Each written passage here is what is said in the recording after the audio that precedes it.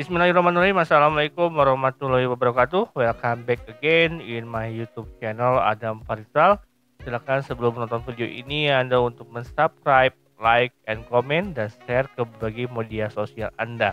Dan kalau Anda berhendak, silakan Anda share kepada teman-teman di perusahaan, teman-teman di kampus sehingga dapat bermanfaat. Baiklah, saat ini kita akan membahas yang namanya pengambilan keputusan konsumen atau decision making ya.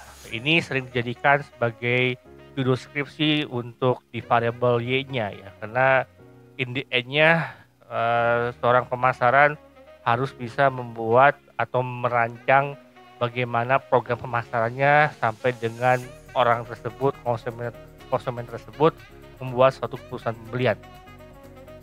Jadi implementasinya dalam perusahaan membuat suatu program pemasaran yang tepat, yang sesuai dengan tahapan di dalam model suatu keputusan pembelian. Ada tingkat pengambilan keputusan konsumen. Ada yang pertama adalah pemecahan masalah yang luas. Produknya sangat tersier ya, premium sekali gitu ya, sehingga orang atau konsumen membutuhkan banyak informasi. Barang-barang tersiernya seperti mobil, rumah, dan sebagainya yang membutuhkan informasi yang banyak.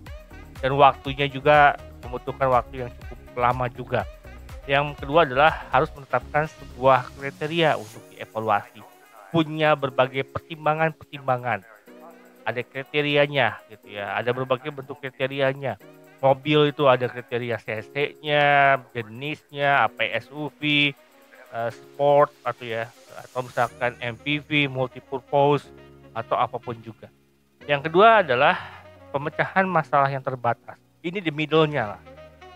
Tidak terlalu ke high atau tidak ke low juga gitu ya. Middle berarti di sini ada kriteria dasar juga untuk menilai kategori produk yang telah ditetapkan. Gitu. Masih ada kategorinya lah gitu.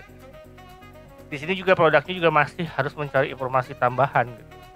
Walaupun waktunya tidak relatif lebih lama untuk membeli suatu barang yang premium. Gitu.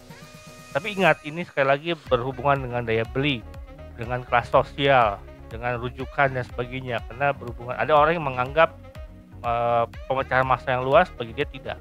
Kembali lagi, ini adalah berhubungan juga, kita lihat juga dengan faktor lingkungannya juga.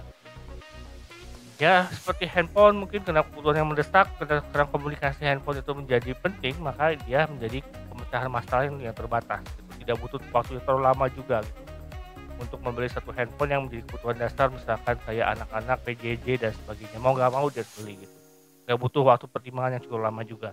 Yang di low-nya adalah perilaku yang sebagai respon yang rutin atau daily. Ya low berarti kebutuhannya atau tingkatnya, perilakunya tidak butuh waktu yang banyak sekali. Anda nggak mungkin mikir berhari-hari untuk membeli satu sampo atau suatu pasta gigi dan sebagainya kan gitu ya. Jadi konsumen sudah mempunyai beberapa pengalaman, atau saya bilang tadi pasta gigi yang sebutkan Pepso itu gitu ya, dia juga kan sudah punya pengalaman. Dia dari kecil sudah menggunakan produk tersebut sampai dengan dewasa akan menggunakan produk tersebut gitu ya, karena pengalaman tersebut gitu ya. Sudah terbiasa dengan itu. Punya orang meminum suatu jenis kopi ya, dia mungkin akan patuh di situ, akan matuh juga di situ. Jadi konsumen sudah mempunyai beberapa pengalaman mengenai kategori produk dan serangkaian kriteria yang ditetapkan, dan waktu yang diperlukan tidak terlalu lama. Yang berikutnya kita belajar tentang model keputusan. Ada yang mempengaruhi atau ada perspektif di situ, ada 4 pandangan. Yang saya bilang tadi ada faktor ekonominya atau daya belinya. Itu adalah poin yang pertama, pandangan ekonominya. Bagaimana untung ruginya dan sebagainya, ada pandangan pasif, ada pandangan kognitif, ada pandangan emosional. Yang pertama adalah kita bahas pandangan ekonomi. Dari namanya ekonomi sudah kita lihat gitu ya.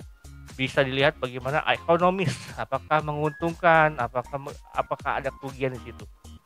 Jadi dengan pandangan ekonomi kita bisa melihat, mengetahui semua alternatif produk yang tersedia. Ada varian-varian tertentu lah gitu ya. Kalau contohnya misalkan kayak biskuit, kalau dalam skala besar itu agak mahal, maka direcah lagi dalam skala saset atau kecil-kecil lah gitu. Jadi secara nilai ekonominya pun ada. Jadi di situ kita bisa lihat mampu memberikan setiap alternatif secara tepat dari sudut keuntungan dan kerugiannya. Bisa mengklas-klaskan, bisa mengklaster-klasterkan, bisa merecah, bisa memecah. Yang ketiganya adalah mampu mengenali satu alternatif terbaik. Nah, ini pendekatan ini memang kurang realistis ya, karena konsumen tidak mengembangkan keputusan mereka hanya di sudut pertimbangan ekonomi saja gitu. Makanya kita belajar tentang pandangan yang lain. Tapi basic pertama kali, ya logikanya adalah orang akan melakukan pembelian dasarnya adalah karena adanya daya beli kan begitu. Yang kedua adalah pandangan pasif, menggambarkan konsumen sebagai orang yang pada dasarnya tunduk pada kepentingan melayani diri dan usaha promosi para pemasar. Jadi dia, ah, sudahlah santai aja gitu ya, lebih ke arah bagaimana menservis diri sendiri lebih gampang, lebih mudah, eee, menunggu penawaran-penawaran, tunggu flash sale gitu dan sebagainya, itu adalah usaha promosi para pemasar. Konsep di sini adalah konsumen dianggap sebagai pembeli yang menurutnya kata hati dan irasional.